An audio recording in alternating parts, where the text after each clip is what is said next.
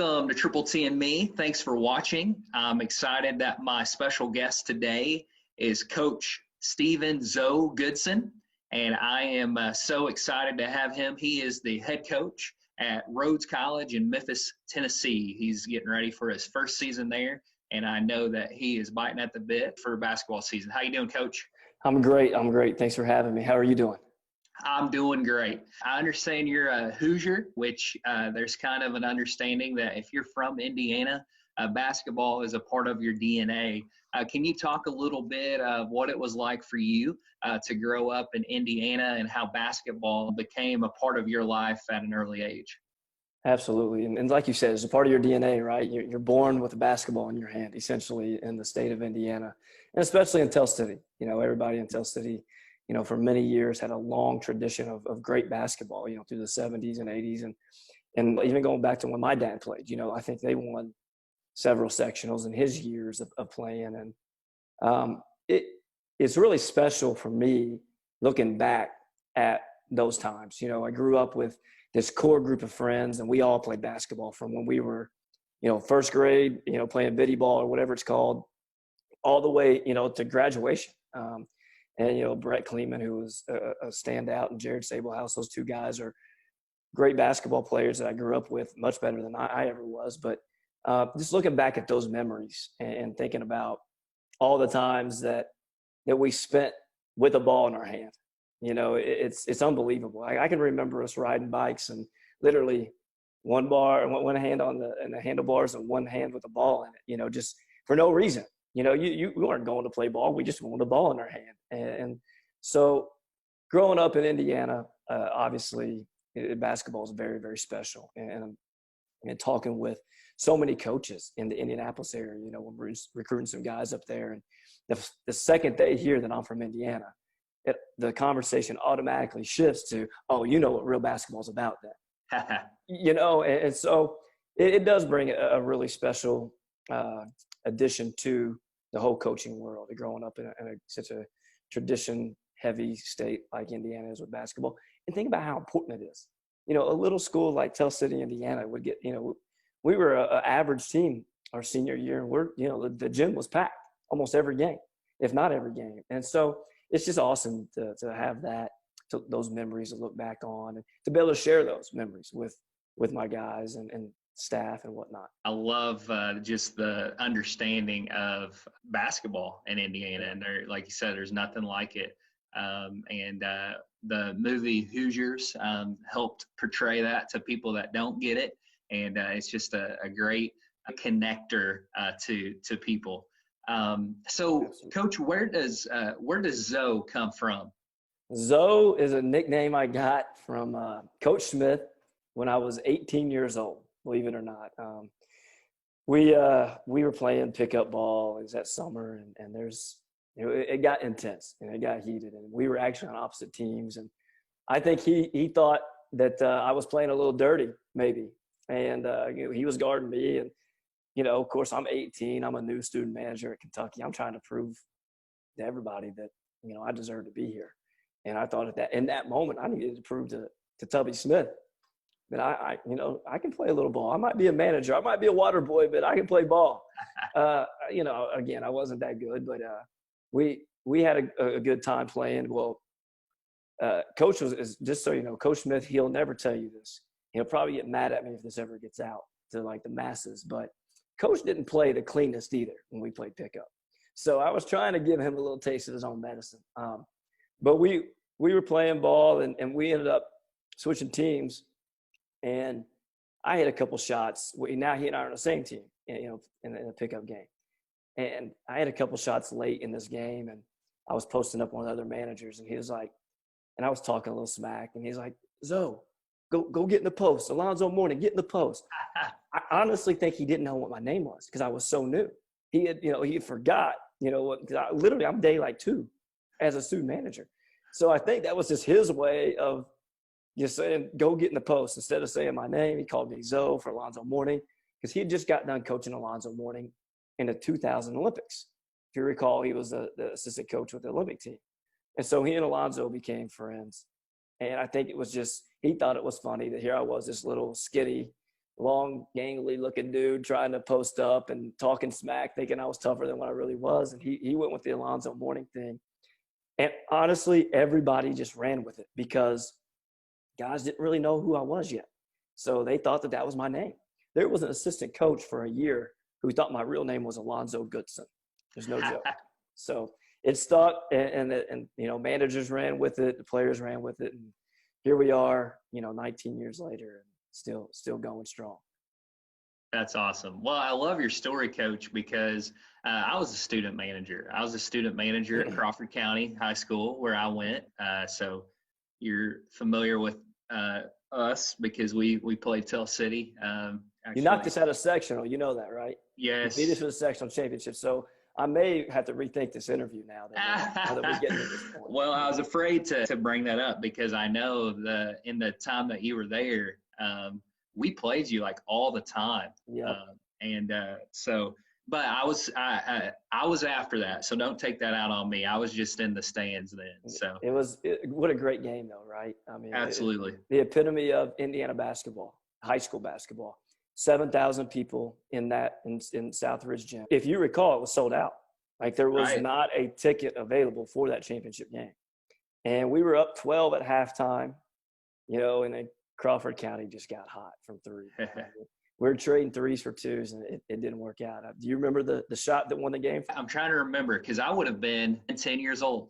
So I would have been in the stands with probably my number 15 jersey on, Joey Hanger. There you go. It was a corner three on the left side of the floor, and as soon as it went up, I didn't even look. I didn't even watch because I saw, as soon as it went up and just knowing how that second half was going for him. You knew it was going in. We still had a chance. We had a shot. It wasn't a great one. We got an opportunity. It wasn't a good look, but what an incredible game, though. Absolutely. It talks about, it goes back to what we were talking about a second ago, just the atmosphere of Indiana high school basketball. Mm-hmm. Indiana basketball as a whole, period. I mean, right. But really how serious those fans are in Indiana about their high school basketball. Yes, I enjoyed watching the high school basketball when I was around then, and I remember looking up to those guys on the high school team like they were NBA players, because that's how it was. And I loved it. But I love your story because once I got to high school, I really wanted to play, but I ended up being the manager, and I loved it. So I did that all through high school. And then I ended up being a manager in college too. I went to Johnson University in Knoxville, Tennessee, and loved it. And so when I learned a little bit more of your story, I was like, man, I can't wait to talk to this guy. I mean, I was already excited, but that made me even more excited. So talk about your journey from high school, Tell City, Indiana, to the University of Kentucky, and how all that came to be. Everybody knows when their playing days are coming to an end. Like I said, I knew that my days were coming to an end of playing. And one thing I always knew I wanted to do was coach. I didn't know maybe at 17, 18 years old what level I wanted to coach at, but I knew I wanted to get into coaching. My dad was a middle school coach for many years, and I just enjoyed being around the game. And I have a very vivid memory one night, literally laying in bed. I'm a senior in high school, and I remember just like it hit me. It's like, man, this is it. This is all I have. Basketball's over, and it was in November. I was like, basketball's over in a few months for me, and I didn't sleep a lick because it hit me. I was emotional. I was sad, and so during that night, I was like, what can I do to be a part of a program moving forward? And I had remembered a conversation I had with a couple of people that were a year or two older than me that had tried out to be a student manager for maybe a basketball team at college. I thought about it. So I wake up not really wake up. I get out of bed the next morning, and I told my mom and dad, I remember telling them, I said, hey, I think I'm going to reach out to Indiana and Kentucky and see if I can be a student manager. Of course, your parents are supportive. They're like, yeah, okay, whatever. Good luck. And my parents are always supportive of everything I've done, but, I don't think anybody really thought that I would go as hard after it as I did. So I started making calls, trying to figure out how to do it. Realized I got accepted into Kentucky. I just started making trips to Lexington. I would wake up at like 5 a.m., drive to Lexington, Kentucky, wait at the front door of the office there for Mr. Kitely, Bill Kitely, to get in. A lot of times he'd beat me because he was there early. And I would maybe get 5 minutes with him. And some days I'd get 2 hours with him, just hanging out. And I literally did that so much. This is no joke. I skipped school so many mornings that the assistant principal had to have a sit down with me and my parents about how many days I had missed. And it was literally just to go to Lexington and to show them how bad I wanted it. And so finally, it was 2 days before the sectional championship game. I'm not making this up. Bill Kitely calls my mom. He got to, because my mom had come a couple times, my dad had come a couple times. And it's like, hey, I want to let you know, you can let Steven know that he's got a spot here as a student manager. I mean, he can quit driving down here every week or whatever, how many ever days it was. I'm sure a piece of it was him like, leave me the hell alone. We're in the middle of season. I got this 17-year-old skinny dude just showing up all the time. I'm just going to tell him he got a spot and maybe he'll leave me alone. Little did he know, it just made it worse. Now I'm calling and checking in and just really excited. So then I go to school that summer. As part of the deal with Coach Smith was all the student managers had to be there all summer, just like the players. Players were working out, managers had to be there. So go to school. I graduate on a Friday, report to campus on that Tuesday. And really the rest is history. It hit me at some point during that summer. I was like, this is unbelievable. I want to coach college basketball. This is where I want to be. Obviously, it's a mecca of college basketball, Kentucky, and why wouldn't you want to be there, right? And so I just started pursuing it with assistant coaches and talking about it and really putting it in their head that this is the road I want to go down. I'm sure they probably thought I was crazy, like, maybe, he'll be a coach, but maybe he won't. And then the summer, we go through the summer, and Coach Smith and we kind of hit it off playing pickup that day. I think is one of the greatest things that ever happened to me, was that game of pickup. And he saw how hard I'm willing to work. And I really knew I had a chance at the end of my freshman year when he calls me. And he said, so I'm in class. He called my cell phone. And I'll never forget. Remember the little Nokia blue brick phones? He called, and I see it's Coach Smith, and I'm in class. I'm like, man, what did I do? Like, Coach Smith's calling me in the middle of the class. I did something wrong. I was convinced in my head, but I couldn't put my finger on, like, what did I do wrong? So it was killing me. I stepped out of class. I call him back. And he goes, what are you doing answering your phone or calling me back? You're supposed to be in class. I said, well, you called me, Coach. He said, yeah, I was leaving you a voicemail. Just come by the office. Don't you ever leave class again. It's like, all right, man. Like, I thought I was doing the right thing, but okay. Right. And so I go see him right after class, and he knew I had like a little break. And so I go in, pulls me in, closes the door. I'm like, dude, this is it. Like, I'm about to get kicked off the team as a manager. Like, how did I screw up so bad that Coach Smith's kicking me off? Because, Coach is super intense all the time. He sits down and he hands me this piece of paper. He's like, read that real quick. It was an internship with USA Basketball. He's like, I got you an internship. I need you to sign this so I can turn it in. He's like, oh, okay. I started to ask questions. Like, no, I'm not asking questions. I'm just going to report and do whatever he tells me to do. So I get up to walk out, and he goes, you don't have any questions for me? I said, no, I'm just going to do what you tell me to do, Coach. He goes, oh, by the way, here's this, sign this. Full scholarship. Wow. Full ride. And so at that moment, I knew that I was, I had a chance at least. If I just keep working hard and keep proving the coach and the assistants that this is what I want. And just, I kept my head down. I was a yes sir, no sir guy, and just did the little things. I had this conversation with our staff, with the staff this morning in a Zoom meeting, is some of the things that I did. And they weren't always the most glamorous jobs, but I never complained. I just, like I said, kept my head down and kept working. And the second I graduated, he said, hey, look, it's going to take a little bit. We have some guys in these graduate positions that got to finish up the summer, but just know you're going to be taken care of in August.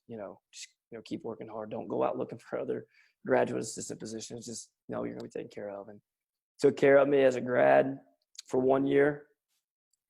Took the Minnesota job, took me with them, and obviously the rest is history.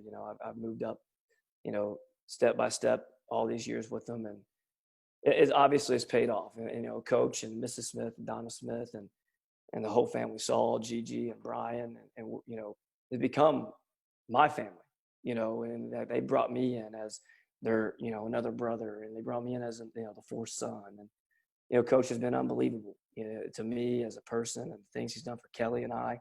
You know, he married us. You know, he and Mrs. Smith got ordained and officiated our wedding. Wow. You know, so there's just so much there that I owe to Coach Smith, and I owe to Mrs. Smith forever, and just how great they've been to me. That's incredible. You were there from 2001 and 2005, so you got to be the manager on the team when guys like Tayshaun Prince, Keith Bogans, Rondo, he was there. Yep. So you got to be there I mean, there's not really a time when you couldn't be at Kentucky that you get to be around some talent, because you already said, like, it's a mecca at basketball. But what's some highlights when you were his student manager? Several games that come to mind. You know, obviously the Tayshaun Prince North Carolina game where you hit 6 threes to start the game. Uh-huh. That's probably the loudest arena I've ever been in my entire life. I mean, that place went absolutely bananas. I don't know if you remember when, you know, we came out. It was an unbelievable start to a college basketball game. Like, neither team missed. It was North Carolina never missed, and Tayshaun didn't either. And it was just one of the most electrifying 4 minutes of basketball. If you get a chance to go back and maybe watch it, just watch how intense that first 4 minutes was. It was just incredible. That one comes to mind. You know, we were a part of the big experiment. Kentucky and Michigan State played in at Ford Field. And that was the beginning of moving the Final Fours to the huge stadiums, you know, midfield court where, you know, you sell 70,000+ seats. We were the first ever, so we broke the world record, and we get to be a part of that. There's opportunities you get that you would never get. A guy from Tell City may never get to be a part of unless you get the opportunity at a place like Kentucky. And then, you know, Rajon and Chuck. Rajon was a freshman. Chuck Hayes was a senior. That was an incredible run. You know, the triple overtime game in the Elite Eight with Michigan State. You know, the Pat Sparks 3 to tie it up, to go into the first overtime. And, you know, there's so many memories. But my favorite has to be the run in 2002, 2003. We won 26 in a row. Keith Bogan's senior year. You know, Keith had tested the waters 2 years in a row, decided to come back.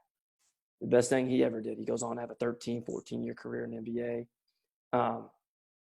We won 26 in a row, and we would have won 27 in a row if Keith didn't have a high ankle sprain. And, of course, that was Dwayne Wade and that crew that beat us in the Elite Eight to go to the Final Four.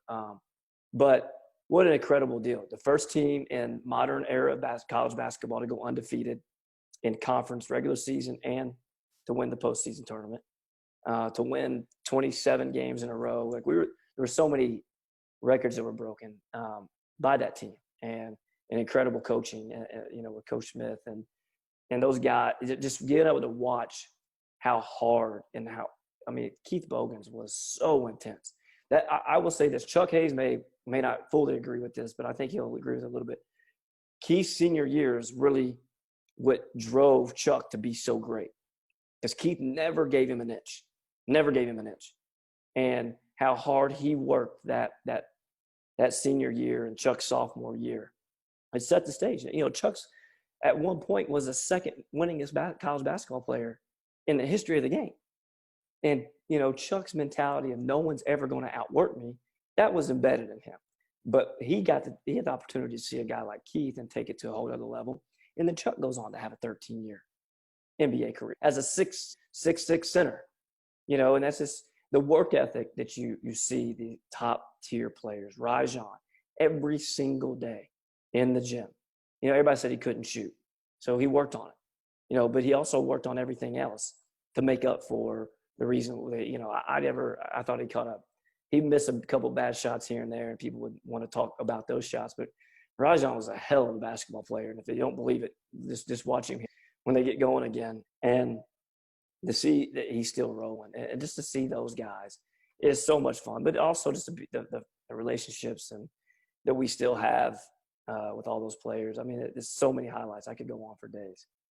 Oh, that's awesome. So I know there's probably a lot of them, and you've already talked a little bit about your very strong relationship with not just Coach Smith, but his family, which is so awesome. But if you had to say maybe like your top 3 lessons that you've learned from Coach that has helped you to where you are today and that you are keeping in mind with your first head coach job. And there's so many of them with Coach, but the first thing that comes to mind is his compassion and how much he cares. Not just about what we can do for the program, but as a person, how much he cares about us individually. Myself, and all the years I worked for him, the staff, but how much he cares about the players. I mean, he loves them. He really does. And he embraces them. And he tells them that he loves them. That's one of the things that I brought with me right away was, our 3 pillars at Rhodes: love, family, and discipline. Mm-hmm. And, tonight we have a team meeting, and I end every individual meeting and every team meeting the same way Coach does. And that's, we love you. We're always here for you. Let me know if you need anything. And that's something that you don't always see with coaches. Coaches don't necessarily always tell you that they love you. And it goes a long way. There might be just one person that needs to hear it that day. And that's what Coach was all about, was to always let guys know that, of course, we want to make you better as a basketball player. We want to make sure that we can win as many games as we can. But most importantly, he made sure we as a staff cared about the guys as much as he did. And that's something that I think is just really incredible. I've worked for a lot of different coaches at USA Basketball, and I think there's a lot of coaches that are like that, but not all of them show it and talk about it as much as Coach. One thing that is, he always would say is your attitude determines your altitude. Coach came to practice just ready to go every single day. Every meeting, he was intense, ready to teach, ready to go. His attitude was, we're not going to just get better today. We're going to become great today. And he wanted you as an assistant to come with that same attitude because, it's contagious, right? Enthusiasm is contagious. And so always bring the best attitude, no matter how bad it is. You may lose 5 or 6 in a row. That's going to happen. But if you let that get to you, in Coach's eyes, that's going to roll over to the players, and you're never going to get out of this dip. And so his attitude every day was, we're going to become great. I don't care. We got 5 wins right now. We're going to become a great team, and we're going to keep striving towards that. And that was discipline. He talks about his dad all the time and the discipline they had to have growing up. And I can relate to that. My dad was always talking about my parents as a whole. You got to have discipline. You're going to be accountable for the things. You start something, you're going to finish it. And so it's great to see those lessons, as an 18 to 22-year-old continue, because you're not with your parents every day. So you're not hearing those things necessarily from them. But, and the hardworkingness and the relentlessness, everybody can talk about that. But really the most important one that I try to mimic the most, and it's something that he's really helped me out with, is just simply being a good person, in your day-to-day life, doing the right thing. He always says that. And I try to reiterate that to as many people as I can. I think all of us will be lying if we said we didn't go through a selfish stage in life. I'm very open about it with the team, with my guys. Of course, I get it. I went through. I think some of my friends that I grew up with would probably have some stories to back that up. But being around, having great parents to, drive that out of me, but also seeing it daily with a guy like Tubby Smith, who's a future Hall of Famer, a national championship coach. It was so caring and always a great person to everybody. Didn't matter if you were waiting in line for Midnight Madness tickets. He went out and shook hands and talked to them, the week leading up to it, to everybody. He knew where he left off on Tuesday, and he'd start Wednesday and go shake everybody's hand for the new people that had lined up. And that's what I think is so special about, Tubby Smith, is just he could be an arrogant prick if he wanted to be, and people would be like, he's just, he's big time. He's head coach. And people would probably write it off, no big deal. Several coaches out there that are like that, right? I mean, we know who they are. Those names rolling through our head right now. And he's never been that guy. We could be at a team dinner in High Point, and 20 people would line up to shake his hand or get a picture. And he took it. His food's getting cold. The team's ready to go. shook everybody's hand, took every picture that everybody wanted to take. And, I'm sure it gets annoying, but never showed it. Never showed it. He's just an incredible individual. And obviously, this is a love fest of Tubby Smith right now. But I will be a guy that goes to bat and telling those stories till the day I die, because he deserves it, and he deserves more credit than he's getting right now. I'm frustrated he's not in the Hall of Fame right now. There's not name another coach that's active, or any coach period, that's won over 600 games and won a national championship that's not in the Hall of Fame. There's one, and so it's time that a great individual gets his chance. Absolutely. I love that relationship that you gained with Coach. So, Coach, this is your first head coach position. I'm sure you're excited. Talk a little bit about what you're most excited about being a head coach and being at Rhodes College.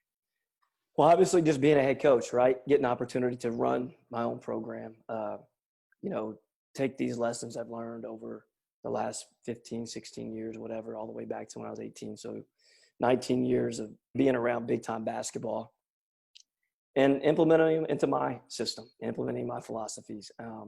But the biggest thing for me is the opportunity to hopefully have the same impact on these guys forever that, say, Tubby Smith had on me or other players, to be there for them, to help them grow as individuals. But one of my big things that I tell the parents when I'm recruiting a guy is we are the bridge, from 18 to 22. Our job is to develop them as young men, not just good basketball players. And to hopefully, like I said, have that impact, to be there for them forever, a guy that they want to pick up the phone and call when maybe they need somebody or they just want to talk. To develop that relationship with these guys and to help them grow as incredible young men, and to be, great pillars in society once they walk away from Rhodes. Obviously, Rhodes is an incredible academic institution, great support for athletics. They really do. And so to have an opportunity to go into a school like Rhodes with such a great academic background is a lot of fun, because that these guys are walking away with a degree that is second to none, and that they're going to be placed, they're going to get great placement into the real world with an incredible job that's setting them, steps, maybe leaps and bounds ahead of some other institutions. And so that is what, Rhodes Standard is really a fun thing to be a part of.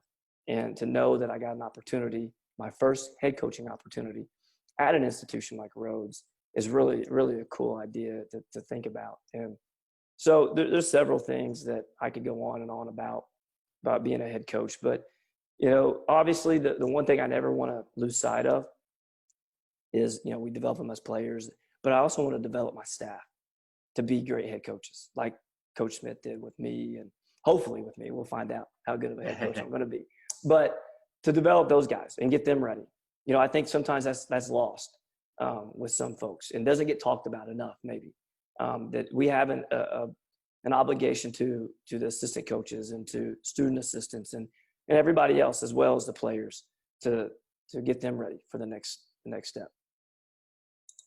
For sure. Well, Coach, you have to be living under a rock to not know that this is really an interesting time, whether it's because of the pandemic and the time that we have been in quarantine all over the country, whether that has increased the intensity of the tension, but we just know it's an interesting climate right now. That may be a question that you get as a new head coach is like, what's the culture going to be at Rhodes College? One thing that we talk about is we call it the environment, right? Because I feel culture might be an overly used word, but so our environment is what's around us. We can feel it, see it. It's what kind of sets us up for the next step. But so our environment is going to, we talk about our three pillars: love, family, and discipline. We're going to be loving and caring. We're going to be there for these guys through these tough times. And we're going to be a family. We're going to be there together, have each other's back, and we're going to have the discipline to do the right thing. So, one thing that obviously, we'll start with the pandemic. Obviously, starting there, getting a head coaching job on March 16th, school shut down that week for the rest of the semester. Don't really get time with the guys. Very interesting time, right? To become a head coach at a new school, or to become a first-time head coach. It makes it that much tougher. But I'm no different than everybody else across the country. I'm dealing with the same circumstances. So you don't look back. You continue to move forward. As a good friend of mine, Brett Gunning, has been in the NBA for a long time as an assistant coach, and he said, no matter what decisions you make in this business, though, never look back. Always look forward, because the most important thing is your next step. Even if it's not ideal, what's behind you doesn't matter.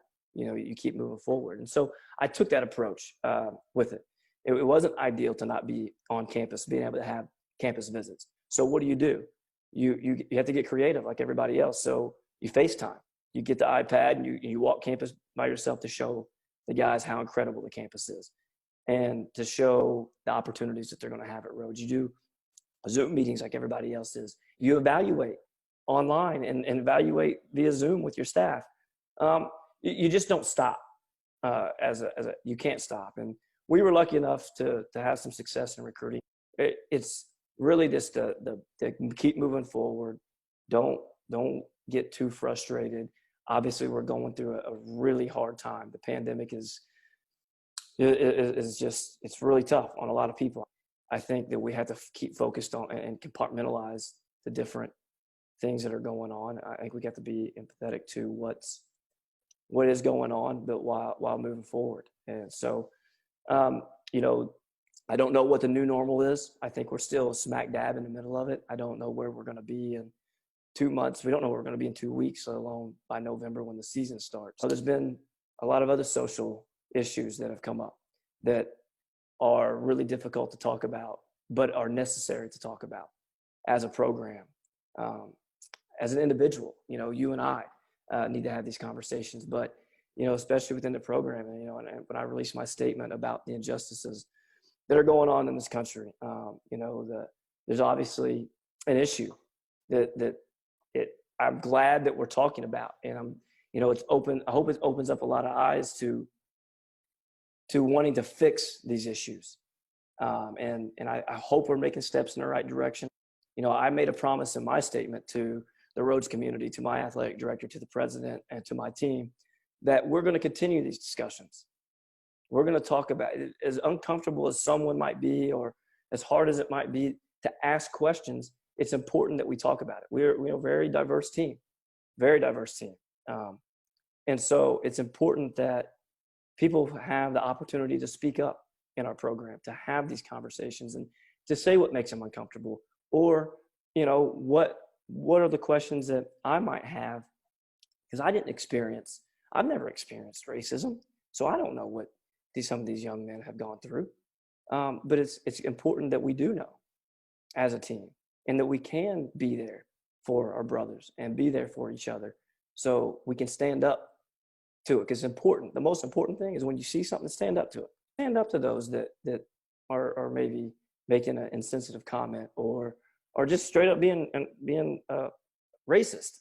And so those are conversations that we're having, and we will talk about them. And we spend the beginning of every team meeting, from the last meeting we had to tonight, to moving forward, until we get to a point that maybe everybody on the team is comfortable that we don't have to talk about it every meeting, but it's not something that we're just going to forget about.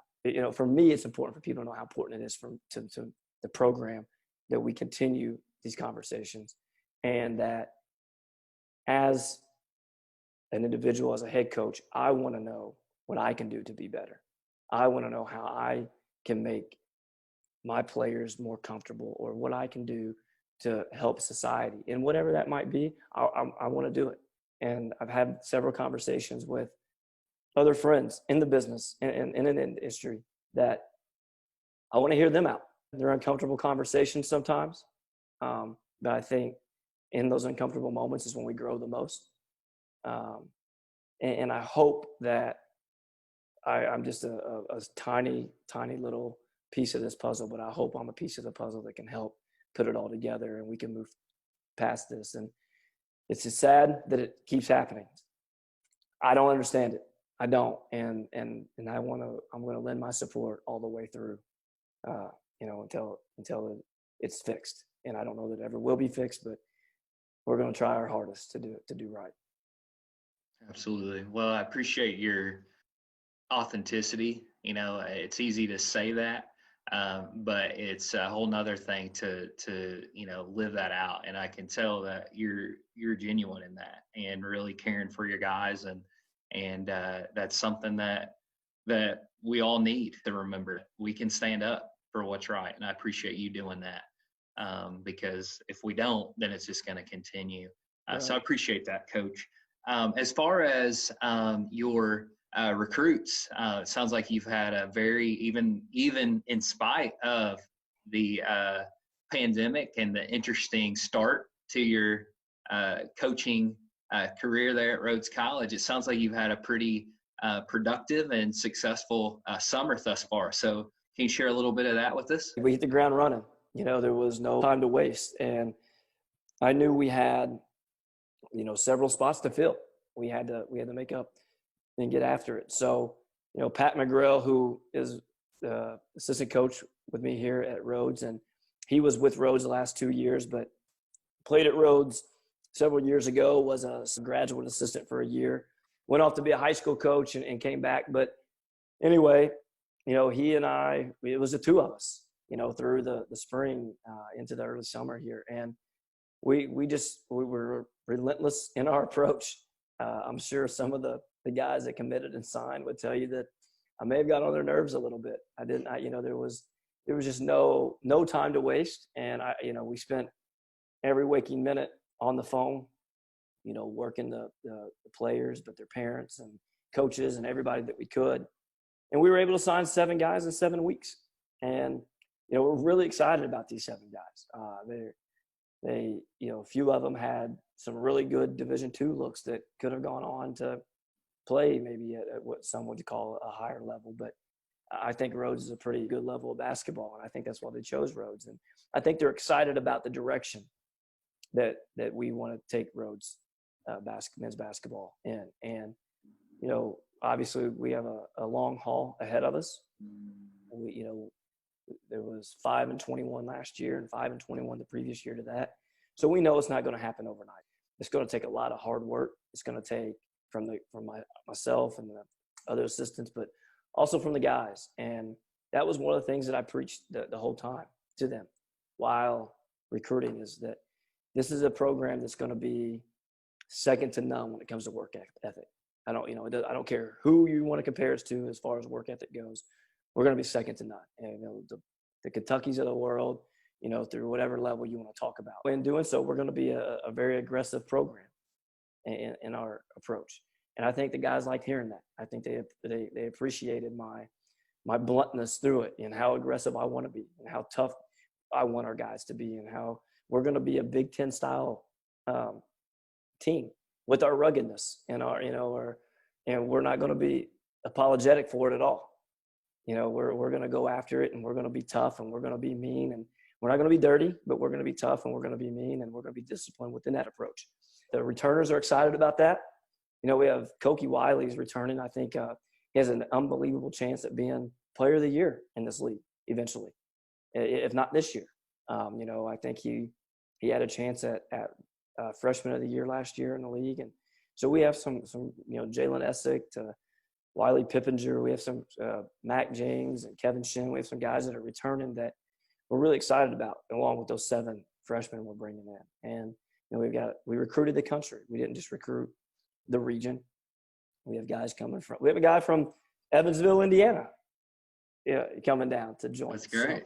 So we're really excited. We are. And, we're continuing our recruiting approach for the 2021s right now. The recruiting aspect never ends. It's the lifeblood of the program. So you have to be aggressive, with that. I use that word a lot, but I think it's the best word to describe my approach. in coaching and recruiting and the way we're going to run the whole program. I'm really excited for you, Coach. Sounds like you got a good team shaping up. As far as your life, what would you define as your purpose in life? What I hope my purpose is to be a guy that is always there to help others. I just hope others view me as someone that they can always count on. Through tough times, through the good times, through the bad times. Players, coaches, friends, family. I hope that others can define my purpose as that. As someone that helped them become a better individual, develop them off the court as much as I did on the court.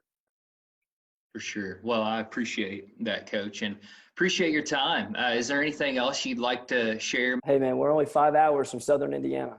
Come check us out. Come check out a game. And, no matter what part of Indiana you are from or whatever, but, something that we're trying to work out is to have a neutral site game in Tell City coming up soon. So, one thing that I want to do is to maybe have this game every year, to have an opportunity to give back to the community, set it up as a charity event, obviously to be a sanctioned NCAA game.